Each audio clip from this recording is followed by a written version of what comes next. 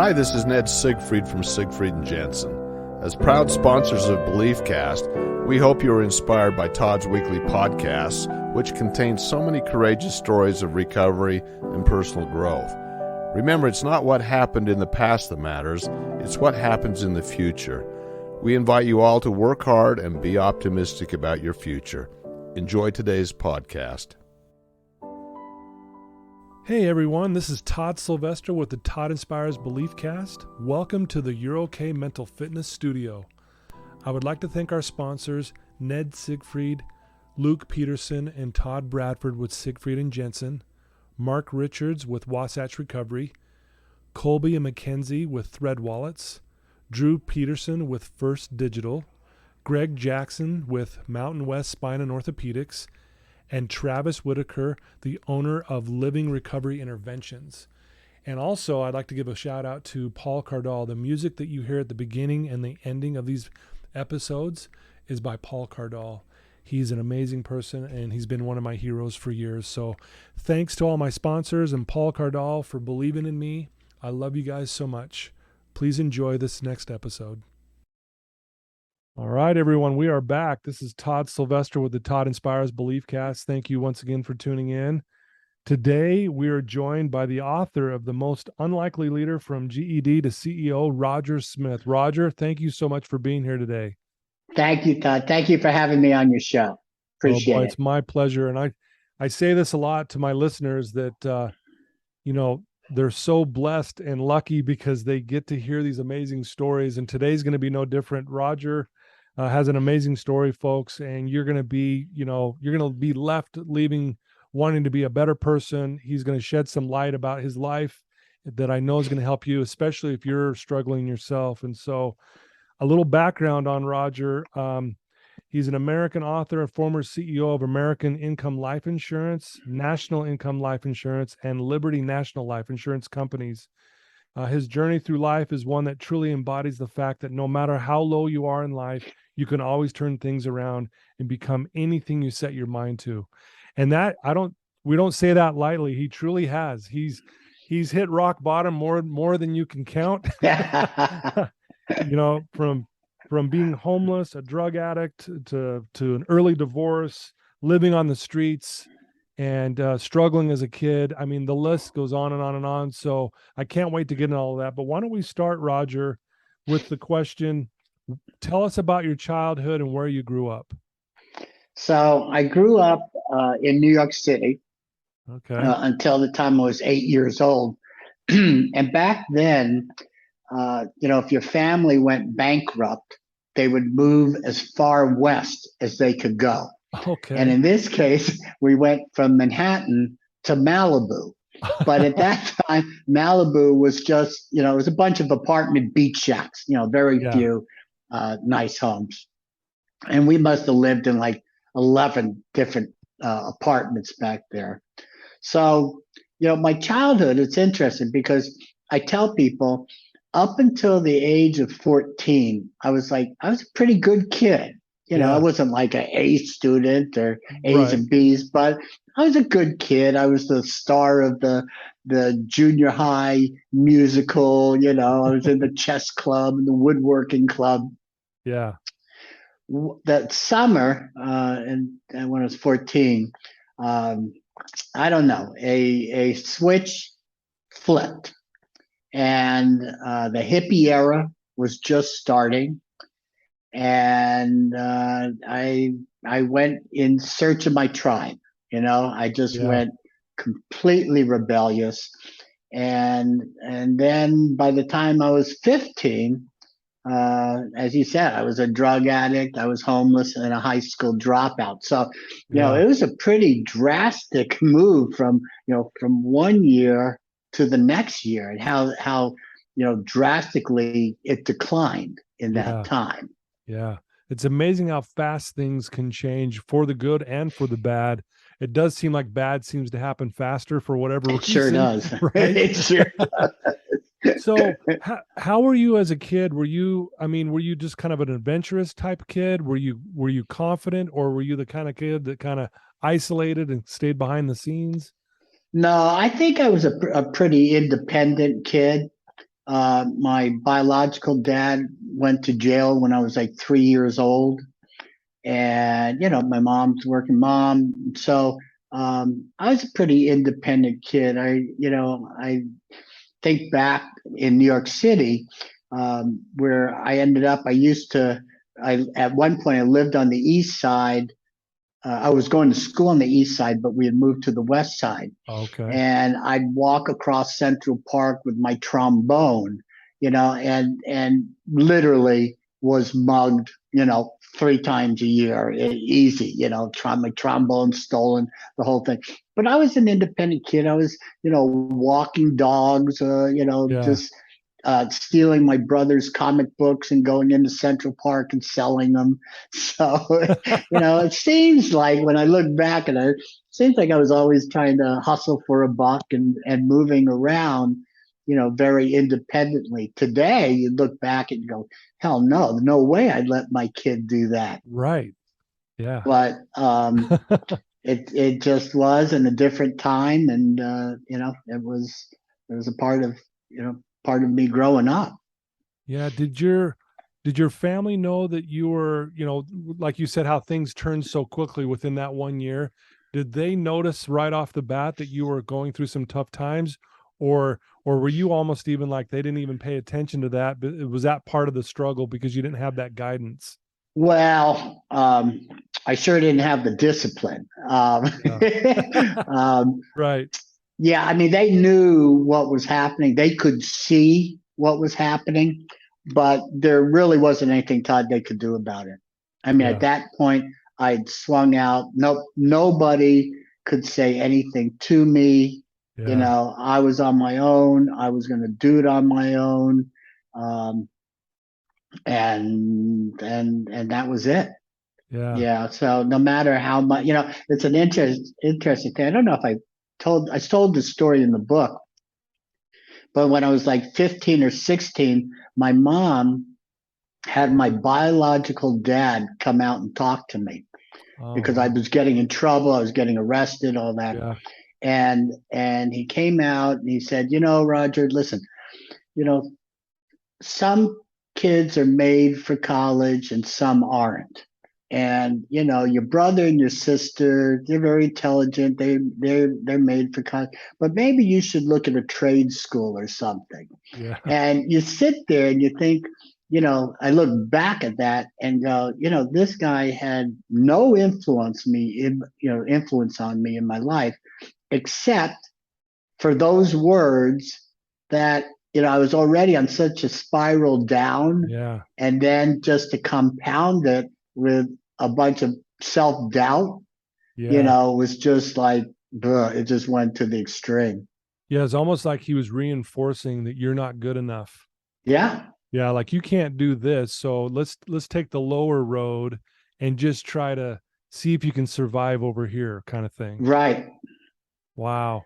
Yeah, I So know. I know. It's crazy because you would think, why would I have, if I didn't have anything to do with them and yeah, no emotional ties or anything, why would that mean something to me? But, yeah.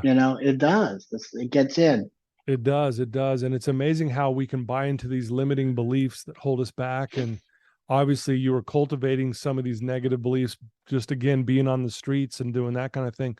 Talk Yeah. about how, as you moved in, as you moved down in life, I mean, you dropped out of high school. Is that correct? Yeah.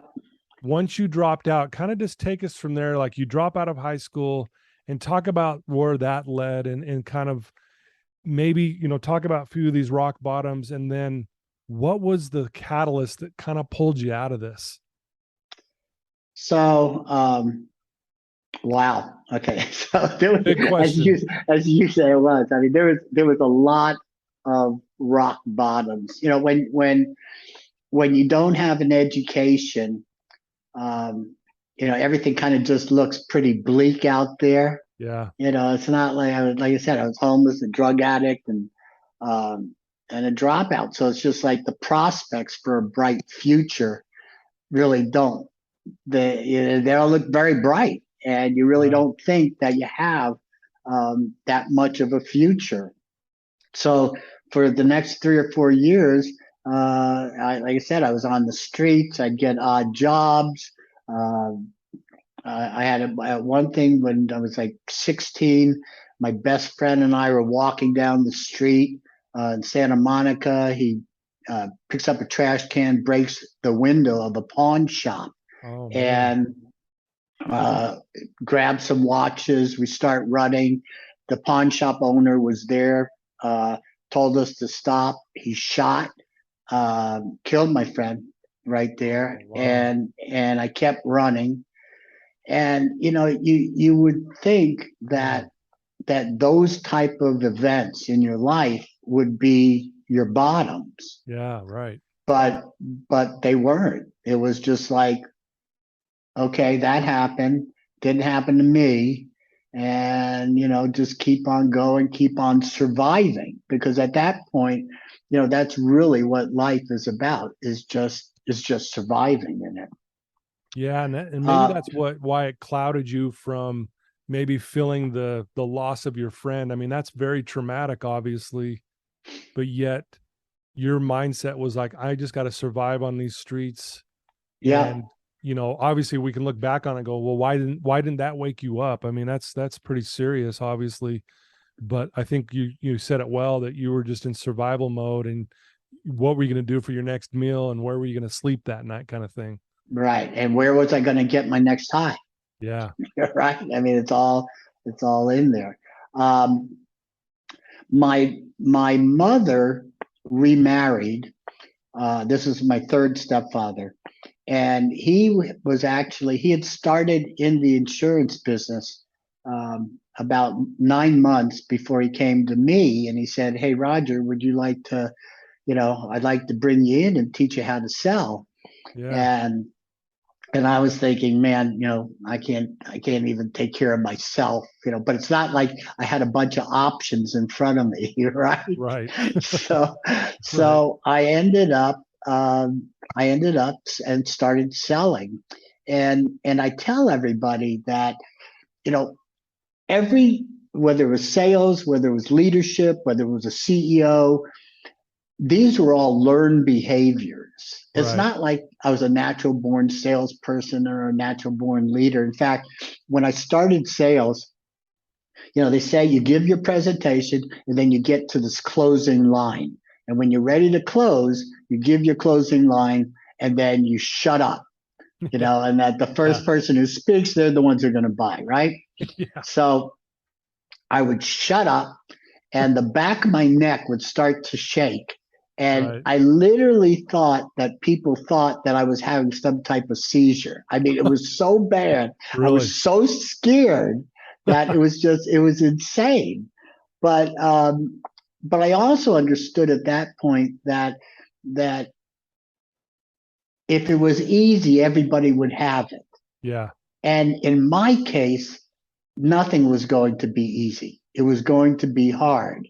And if it was going to be hard, then I better put in the work ethic and everything that it was going to take to overcome all the obstacles that I had in front of me. My problem was that I was a functioning addict, Yeah. and and I was a functioning addict for 20 years. So, I wish that along the way, I wish I Yeah. could have hit bottomed earlier and Right. then went, oh, okay. But I didn't get it. And I didn't get it for like I said, many, many years. And even though I was very successful, I was the number one salesperson, I was Yeah. running my own insurance agency, even though I was very successful, none of it was sustainable. Yeah. And I would build and I would destroy, and I would Oh build man. and I would destroy, and I would build and I would destroy. And Wow. that was the story of my life for many, many years. Yeah, you say an interesting point. I think our listeners, I want to make clear, like, addicts are some of the toughest, strongest people on the planet. I mean, think about the effort and the things that we go through Right. to, Hello? Oh, can you hear me? I got you. Okay, go ahead. Oh yeah. So addicts are some of the toughest people on the planet. The efforts they go into to getting their high, like you said, surviving. what you did is you took that same almost work ethic, so to speak, and you put it into sales, and that's why you were so good. But at the same time, you're building, destroying, building, destroying. I mean, Yeah. the effort it took to do all of that over and over again. I mean, with, believe it or not, I mean, you were training yourself to do really hard things. Yeah, no, that's interesting. The way you say it, I don't know if I've ever looked at it, but I do know that you're right. There's an extreme amount of energy that goes into being an addict, Yeah, negative energy. you're right. When you get sober, when you get clean, if you could take that same energy and just move it in a positive force, I Yep. mean, it is absolutely incredible what you can achieve Yeah. because it's the same amount. It's just one's going in one direction and one's going in the other direction. Yeah, Yeah, absolutely. absolutely. Well, so you said you were doing this for 20 years. What was the final why did you end up stopping, and what got you to where you're like, I'm done doing drugs. I'm done doing my life that way. Tell us about that. Yeah. Well, my bottom was, well, first of all, about a year earlier, I had started doing crack cocaine. And that's cocaine on steroids. And I'm Right. sure you've heard the story over and over again of how that brings people to their knees. But in this case, I remember I was in a little cottage in Malibu, and I'm on all fours, and I'm just sifting through the carpet looking for some little sliver of crack Wow. cocaine that I might have dropped for hours and hours and hours. And I just thought, I'd been on this roller coaster, up, down, up, down, up, down. The real picture of what I saw, the real picture of me that I saw that nobody else could see, was somebody who was homeless and a drug addict and just on the streets and in jail or something. And I just thought, if this is what my life's going to be about, if this is it, I don't want it. I Yeah. can't change it. I don't want it. Right. And I literally started to walk, into the ocean. Really. And the only thing I can say is I was blessed. I didn't keep walking in. I wanted to live, and I just didn't want to live the way I'd been living. Yeah. Right. And I ended up going into rehab the next day. And back then there weren't a lot of rehabs. Yeah. It's not like today with it. Yeah, they're everywhere now. They're everywhere, right? I was in Yeah. California. There wasn't a whole lot. In fact, I ended up taking a plane up into Northern California Mm. and going to this rehab. And it really that was the start of the change in my life, where now I could actually work and grow and sustain and achieve success. And it was so huge. I tell the story about when I got out of rehab. Yeah. I realized that I had so many years of addictive habits that I was afraid that anything I was doing was a habit that would lead me back into relapsing or something. Right. So I ended up doing like everything different. If I put my right shoe on first, I was going to put my left shoe on first. If I brush my teeth with my right, I'm going to do it with my left hand. I mean, the simplest of things I wanted to Yeah. change because I never wanted to go back there again. I Yeah. never wanted to be that person ever again.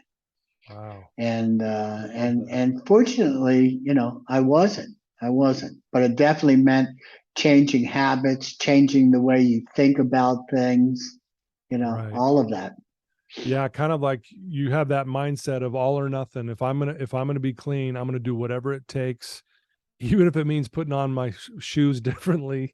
Right? I love that. And you know, I like to call that in it to win it. You were in it to win it. You were like, okay, if I'm really gonna do this, I will do whatever it takes. So again, going back to that same mentality when you're surviving on the streets, you did whatever it took to survive. Then you have a change of mind because you go to rehab, you start seeing things differently. You want to change your life. And then you flip it over to this side, the positive side, and say, you know what? Whatever I need to do. So that really stood out to me. That really hit me hard when you were saying that. Yeah. The other thing is that it's funny. I've always had this philosophy where, we hit, well, first of all, we're told when we're young, don't ever burn the bridges behind you. Yeah. Right. And my philosophy has been, burn every bridge that you have. And I don't mean this like, relationships, unless you Right. want to burn that. But Right. what I really mean is that in our lives, we hit these obstacles that we believe are so insurmountable. And in a plan B or an escape hatch. Yeah. And we think, well, you know what? If this doesn't work, then I'll do this. And that temptation becomes so great. It really is amazing dreams so easily because of this. And what I did is I said, okay, listen, I'm never going backward. I am only going forward. I am only going to put one foot in front of the other. I've burned those bridges behind me. There's no place else to go. I can only go forward. And you know what? You'd be amazed, Todd, that how through perseverance and how creative you get when you start hitting those, you get around it, you get through it, you go over it. And years later, you look back at it and go, okay, this was just a bump in the road. Yeah. Yeah. More bumps to come. Yeah. Wow. Well, that's an amazing story, and then, from that point, you get yourself clean, you're all into doing that. I mean, you've been very successful at your businesses, and like we said in the beginning, the subtitle of your book is From GED to CEO.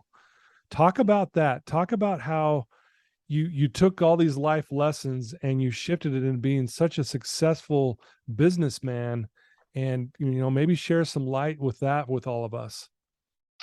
Well, I go back to that thing. If it was easy, everybody would have it. So you have to learn this behavior, right? Yeah. So it's interesting. There were often times when I would be in a boardroom and they'd be going over financial meetings. And I literally felt like a fifth grader, in class who doesn't know how to read. It was what came so naturally for all these people that came out of finance. For me, it would take me days to understand what I needed to understand to be able, to do the job that I did. But I was willing to do that necessary work to go on. I got to tell you that I'm a big, big, big believer in the power of multiple mentors. I have had three major mentors in my life that if I hadn't had them, I don't know where I would be. My stepfather was the one who taught me sales and taught me about, running a sales office and so on. And so he was my first mentor. My second mentor was the founder of the company. And he taught us about community and putting back into the community and really patience and looking for the best in people. But my third mentor, who was the CEO of the holding company, he taught me a couple of things that I wish I had had earlier on in my life. And one thing he said to me is, Roger, nothing's as good as it seems and nothing's as bad as it seems. Yeah. And I was used to riding the highs and then I go into the lows and these peaks and valleys. And that's kind of how I went throughout my life. Yeah. And once I understood that listen, you may be on one of the mountaintops, but it's not going to be for long. An obstacle is going to come. You're going to get knocked off. And the good news is that when you're in your lows, this too shall pass also. It's not like you're going to stay in there. You'll move your way up. And once I learned that, then it wasn't like, oh, these big highs and these big lows, it was just, okay, just keep moving forward. Yeah. He taught me about how, in leadership to respond and not to react.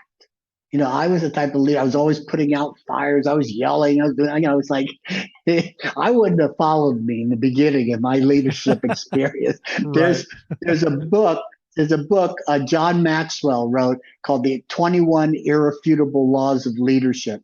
Mm. And when I read that book, I realized, man, I've broken every one of those laws. It's just like, Yeah. man, but you learn, and hopefully you have mentors in your life. You have people in your life that have experienced Yeah. life and experienced business, and that they're willing to give you that knowledge. So, but I do say it's your responsibility to find those people. Yeah. It's not their responsibility to find you. Yeah. But I that could, so that was really big in my life. yeah, Roger, that I couldn't agree more. I've had mentors in my life that have shaped me. I always say it like this. We're always, and I think this is from like Tony Robbins, where we're standing on shoulders of giants. Yeah, And that's where I'm at. I had a mentor early on when I was getting clean and sober that had he not been there for me, who knows, I might not even be talking to you today even. And so I couldn't agree more. And anyone listening to this, if you're looking to improve your life, like Roger just said, have these powerful multiple mentors in your life that can help guide you, who will hold you accountable, that will push you to be your very best self. And so, yeah, very well said, Roger. I appreciate you yeah, sharing that portion of your life. for sure. Yeah. So what, so here you are now, you're living an amazing life and you're doing a lot of good things. What is your plans to move forward? Do you have future plans? Like, you got some big things that you could share with us, or is it just like, hey, I'm going to keep my businesses going. I've written a book. I might write another book. I mean, what are your plans? Well, it's a great question, Todd. And it's something that I'm trying to figure out. Okay. I retired. I retired 5 years ago, Mm, and that was a huge transition for me, huge, because yeah. I really hadn't understood about balance. Everything was wrapped up in me being the CEO, Yeah. and I really didn't have a balanced life. So that when I retired, if my being was the CEO and now I was no longer the CEO, what am I? Yeah. And it was a shocker. It was a Yeah. shocker, and it definitely took transitioning. I literally had a pie chart, spiritual, family, social, and philanthropy, and had to say, okay, how am I going to fill that part up in my life now? How do I Yeah. do this? I tell this funny little story that, I was used to giving a lot of speeches. I get a lot of applause, Yeah. and I was used to that. So, when I retired, I said, okay, well, how do I satisfy community, but still get applause? So Yeah. I ended up joining a community theater and started acting. Really? So yeah, I did. So it was kind of like, it's a punchline in there, but okay, now I can at least still get applause and get that Yeah. ego part stroked. Um, but but then it was my mission to write the book, Right. and that was important to me because I think there's a lot of people that for whatever reason are stuck in their lives that feel that the deck is stacked against them. They just don't have a chance of really, really, really finding that success. And I wanted to let people know that, hey, listen, man, I'm the epitome of what Right. shouldn't happen, and being able to achieve it. Yeah. And if this book could inspire you and motivate you and let you understand that don't worry about whatever it was in the past. Just start Yeah. moving forward in the future. Yeah. So, that was that. And now, with the podcast and everything, that's kind of keeping me busy. Yeah. But I'm not sure what that next chapter Yeah. is. Yeah. I am in the process of trying to figure that out. And when I do know, I'll let you know. Okay. That sounds good. Well, and I know you've been very successful, and people might say, well, you've earned your retirement and, go just enjoy that. But I get that you're also a guy that likes to do things and help people. And Correct. so I get why you're trying to still figure those things out and dial Yeah. those in. Yeah. Looking back on your life, Roger, and this is a big question, I know. What's one of the biggest life lessons that stand out to you? I know there's many, but is there Yeah. one life lesson or two life lessons that really stand out to you through this whole process that you've been through? I think that the the obstacle part, the one about burning your bridges is Yeah. for me is just huge because um, we just we just give ourselves too many opportunities not to achieve our dreams. Yeah. I also think that if we can understand and just kind of look at what we perceive as failure in a different type of perspective. And what happens when we think of failure, we stop making decisions, Yeah. because we're so afraid we're going to make the wrong decision, and then that's going to be failure, and how we're going to be looked upon, and you know, Yeah. I mean, I look at failure as, okay, look, this is just me finding out, learning how to move ahead in a more productive fashion. If I learn from it, I'm just, as Maxwell said, failing forward. But I Yeah. also think that if you look at that and say, listen, if I make a mistake, if I made the wrong decision, it doesn't mean you're married to it. It Yeah. just means you made the wrong decision. And if you made the wrong decision, then change it. Right. Make a new one. Listen, I often had people, when I was leading people, and they go, "Well, wait, you changed your mind on that. You said this." And I Yeah. said, "Well, yeah, I said this based on these certain facts, this data. Yeah. But now I'm getting new data, and that new data means that I have to change that decision because that decision is not the right one." And I think that if we could just look in our lives and not be fearful of that failure, not be fearful of making a wrong decision, and just move forward on it, make a new decision, and hopefully that one will be the correct one, Yeah. and just move forward on it years later. As I said, you look back and go, now the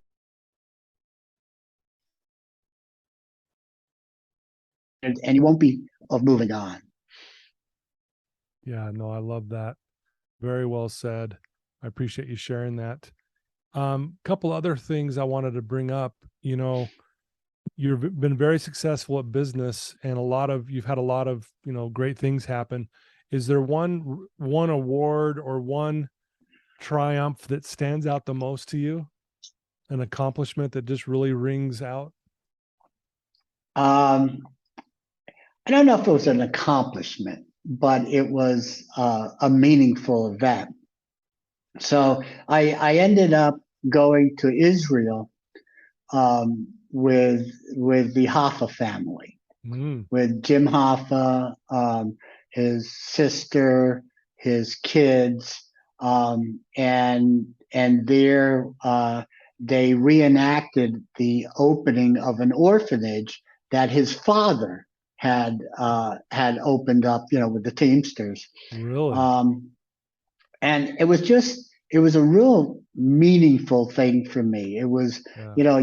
I talked to the kids, and you know I asked them, how did it feel to, you know to have your grandfather just become this, icon, where their billboard saying, we know where Hoff is buried. And so how do you work with that? And they were saying, well, at first we fought a lot, Yeah, and right. then we learned to talk with our words or something. So I don't know if it was accomplishment, but it was an insight into a Yeah, family that is, a wonderful family. right. And it meant a lot to me. And there was other times where, because a lot of times I worked with the labor unions, the insurance company worked with the labor movement. So, and because the labor movement's political, there was a lot of politics and everything else that was involved in it. And I always thought, wow, well, here's this homeless kid, and now, with the president or this or that. And, those were always pretty big things for me. I guess it was just kind of looking back at my life of where I was and then realizing where I had come and all that potential that I never knew that I had, that I look back and go, man, that's a neat thing. It's a neat thing that I was able to experience those things. Oh, that's awesome. Thank you for sharing that, Roger. Is there things that you do still on a daily basis, Roger, that keeps you strong in your recovery that you could share with us? As I said, I never forget where I was. Mm-hmm. I have that picture of me on all fours looking for that crack cocaine stays right up front in my head all the time. And that was key, when I did that transition from in retirement, because I was really lost, for a couple of years.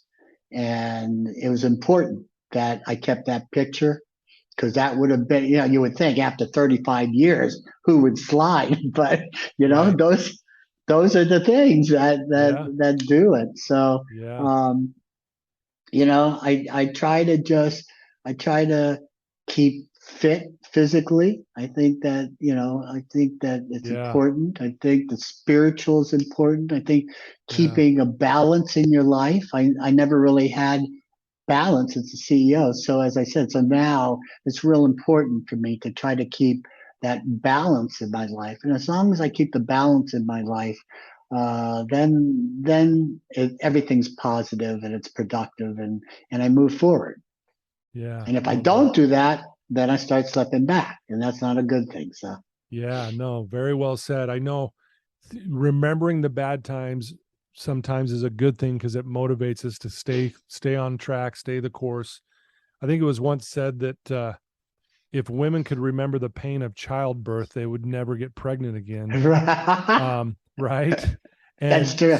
So it's really takes a lot of work and effort to make sure we remember how bad things got. And like you said, that picture of you, digging through the carpet on all fours. I mean, talk about desperation, and talk about the low of lows, that you were so desperate you didn't even care. You're like, and you said you dug through there for hours, and that kind of blows my mind a little bit, seeing you, looking at you today. I can't picture I know. that. I know. It's hard for me to picture that. It's I've had a lot of great experiences in my life, and you know what? Even all the bad things that happened in addiction, I think you're right. It led me for all the successes that I was going to have. So, it's there's so much potential. There's so much that each individual could get out of life if they just stop all the negative talk and just start moving in the positive. Yeah. I like to tell my clients that addiction is the wake-up call to your greatness. Yes. And that's what I've seen in your, just listening to your story, and as you walked us through this, as bad as it got, I mean, it really was the wake-up call to your greatness, because look at you now, and you're one of the lucky ones, and so am I, that we made it through the addiction. Yes. We didn't overdose and die, or we didn't get thrown in prison for life. And so we're the fortunate ones, and we're lucky because, and we're lucky for you, Roger, because of the book you've written that kind of goes over, everything you've been through. There's a beautiful YouTube promo video of you reading portions of your book with some amazing music. But I'll tell you, I've watched that like several times. I'm like, I get pumped. It's really a great video. Thank you. Yeah. And so it's just great to see you doing all these amazing things, not just in business, but just helping everyday people like myself. I've gotten to know you really well because I've done a lot of research on you, but I can't wait for our listeners to also, get to know you better and learn more about how you're doing things. But a couple more questions. I want to ask you, And this one's always throws people for a loop, but I'm going to ask it anyways. What do you love most about you? Um, that's good. That's good. Okay, Todd. Now I know. Now I know why I ask people to say, "Hey, would you send me your questions beforehand?" Yeah, totally. um, so here's what I love about me. I think that I'm a very caring person. I think I care a lot. I think I Yeah. care a lot about what happens to the people around me. I Yeah. think I care a lot about what happens in community. I think I care a lot about what happens in this world. I think I have a lot of empathy. Yeah. And if I don't have the empathy for something, then I want to find out more about it so that I can have the empathy for it. Yeah. Okay. So Love that. I think that I like those qualities about myself. Yeah. And I even throughout my years of addiction, and I always still kind of thought of myself as a good person, though I was doing some pretty crappy things. Right. But I still always thought of myself as a good person, and I continued as a leader. I always thought that I would call a fear leader. You would look at both sides and all the Yeah. angles and then come out Yeah. with a solution. So, yeah, I would think that caring and empathy and being fair those would be my strong suits. Yeah. Well, I'll tell you, that's what Gina and Laura said about you. We were talking about them before we went live, but Gina and Laura have an amazing podcast called Health Interrupted. Interrupted. And, I consider them really good friends of mine. And I know they spoke the world about you. Thank you. And I do get that feeling from you, Roger. You are a very loving and caring person, and that you really want to make a difference in this world. And your book is proof of that. And the way you live your life is also proof. If there's someone listening to your voice right now, Roger, who's in a dark place, they're not sure what to do, they're really struggling. What you've already shared some great advice, but what's one thing you could tell them right now that would help them? Okay. Um, First of all, if you're in a very dark place, seek help. That would be my first thing to Yeah. you. Yeah. Seek help. Try to surround yourself. What happens when we're in that dark place is we tend to isolate, and Yeah. right then that is the opposite of what you should be doing. So find people to surround yourself with that love you, that want to help you, Hmm. and open up to them, and and then and then seek help from that point. Yeah. I like It's a that. lot easier to look at your future in a clear mind than in a fogged mind. Yeah.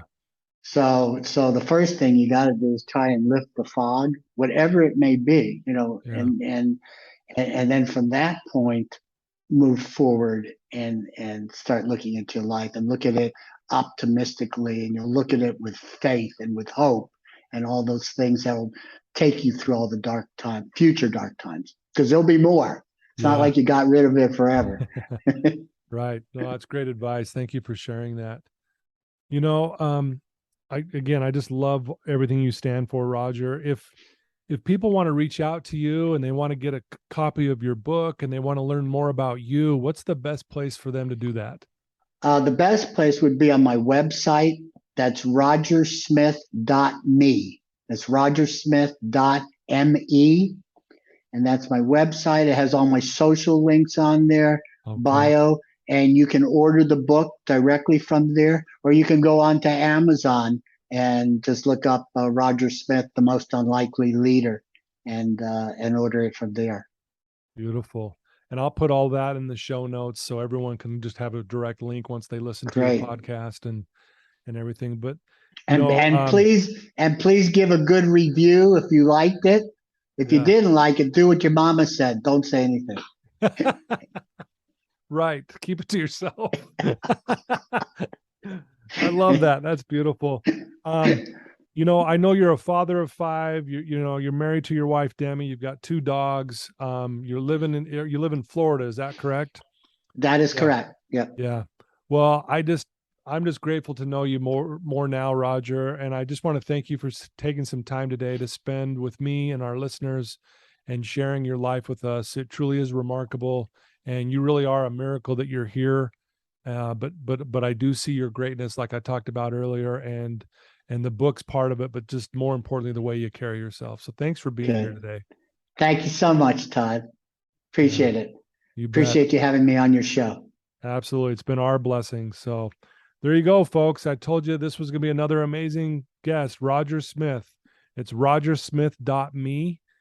Please reach out to him and get a copy of his book. And I'll tell you, I'm going to put some links in the show notes. You'll be able to get right to it. But also, if you have someone you know that's struggling with addiction or anything for that matter, send them a copy of this episode. Send them a link to it and tell them to listen. And then you follow back up with them and ask them if that helped them. And then maybe it opens up a conversation that can go get them some help. So I love you guys. Thanks for all your support. Thank you to my sponsors. You guys are amazing. And Roger, one last thank you to you. You're the best. Thanks for being here. Good. Thank you, Todd.